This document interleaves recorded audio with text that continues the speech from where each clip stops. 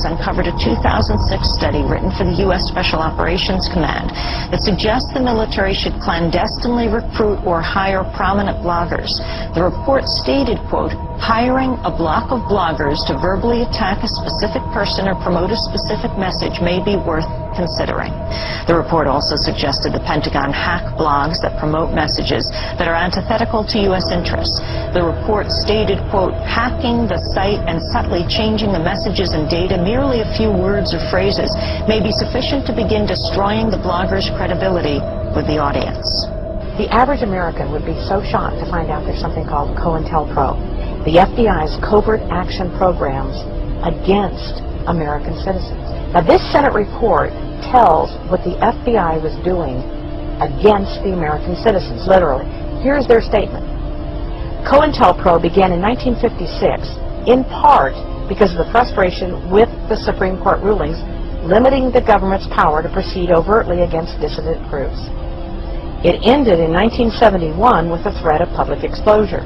The Bureau conducted, their terms, a sophisticated vigilante operation aimed squarely at preventing the exercise of First Amendment rights of speech and association.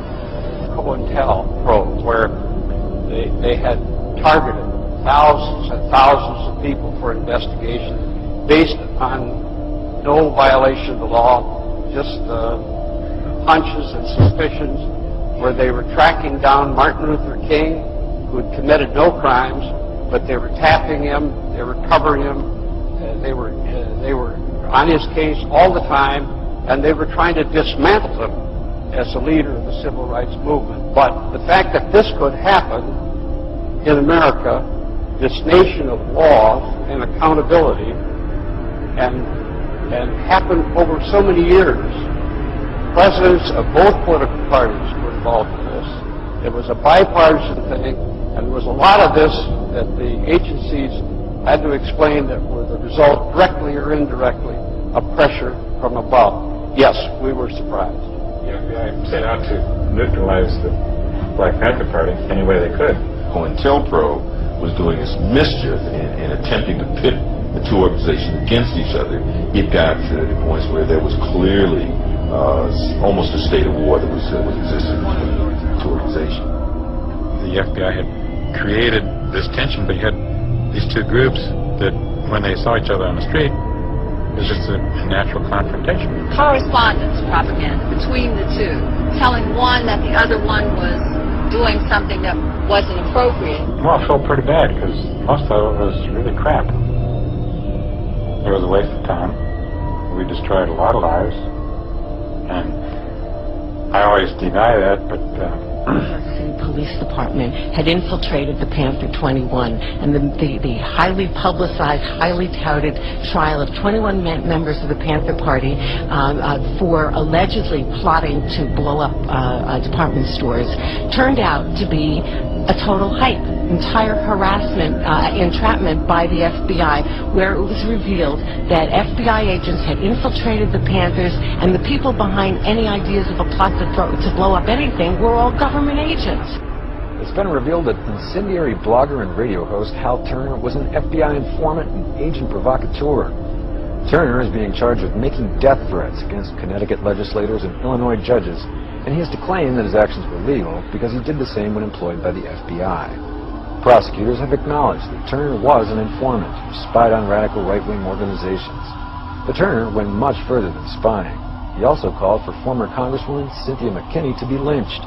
McKinney responded to the news saying, quote, "It has just now come to my attention that a journalist who suggested that I be lynched was actually being paid by our own government to say that." Now, when I reported it to the FBI, how in the world was I to know that he was at that time on the FBI's payroll?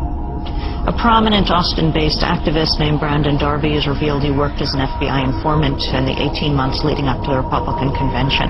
Brandon was obviously living a double life, so the discord and aggression and violence and abuse are real. I experienced it personally. But we know that he has showed up at every important organization in this area. He has showed up in the immigrant rights organizations, in the refugee organizations, in the prison organizations, in the anti-war organizations. When we started Common Ground, Brandon was right here that I knew from the very beginning that the Homeland Security had infiltrated us. I knew that when I realized that to be critical of FEMA response or the aftermath of Katrina, we took upon the wrath of Homeland Security. I was looking at it coming from many different ways, but God knows I didn't think it would be from Brandon. Big cleanup is underway after another riot broke out last night during a protest against police brutality. Any message organizers had was quickly lost amid the damage and debris that put the actions of some protesters, not the police, in the spotlight. Protest organizers called people to the streets to complain about police brutality. 221 people were arrested. They're blaming police for provoking the protesters and then going overboard. Police make massive arrests for nothing, this man says. Instead of targeting the main people, they grab everyone.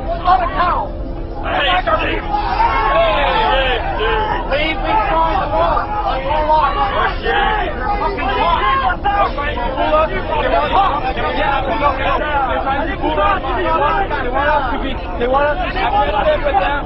Put the rock down. I'm not for this. That's something. But I'm not chicken shit.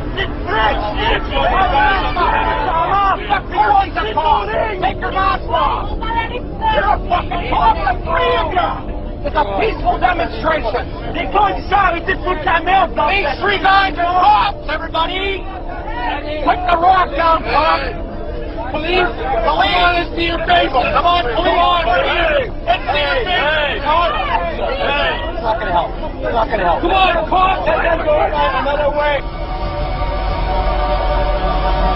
Wait, what's happening, Katie? Okay, those two people are trying to hold the sign. She's standing in front of it, so she's blocking it.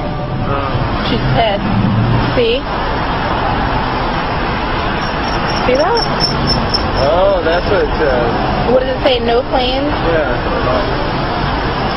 Hit World Trade Center.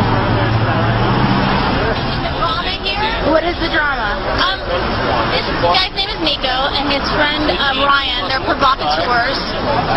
That guy was wearing a dinosaur outfit, a full lizard dinosaur outfit, holding a no planes hit the building sign.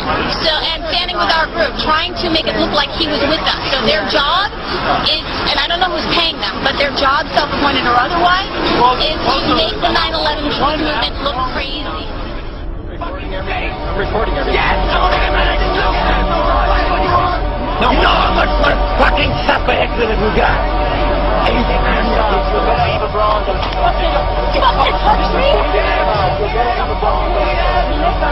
Fucking touch! Get your hands off! I didn't do it. How much is your soul? It's more worth than yours. I'm a rain for you. When you're not serious with it, you're losing the thing. Pay me! Hey, Back that shit up right now. Listen to that. You ever touch me again, fire and steam on again. Hey, I'd like to press assault charges. They're ignoring me. Demonstrating argument. We showed them a video of the guy assaulting me. I said I wanted to press assault charges. Excuse me! Excuse me! I just stepped up to them to ask them what was going on, and they just walked away from me again. By law, they should have that man in handcuffs. We have the video evidence of him assaulting someone. I lodged a complaint. We have witnesses. I said I want him taken away for assault. Nothing was done. The police just ignored me and just walked away.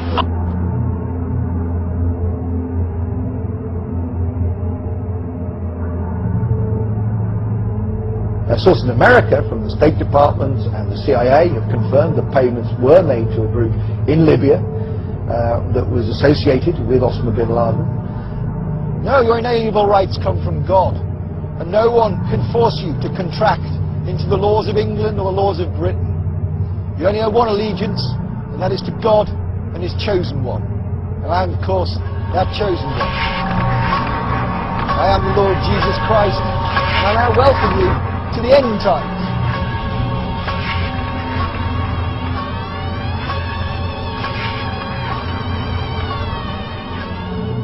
COINTELPRO stands for Counterintelligence Program, primarily run by the FBI as a covert action program against domestic dissidents. The use of infiltration, psychological warfare, Harassment through the legal system and the use of extra-legal force and violence began in the 1950s and is now a permanent feature of U.S. government. Targets included the civil rights movement, the anti-war movement, opposition political parties, and basically any progressive group in American society.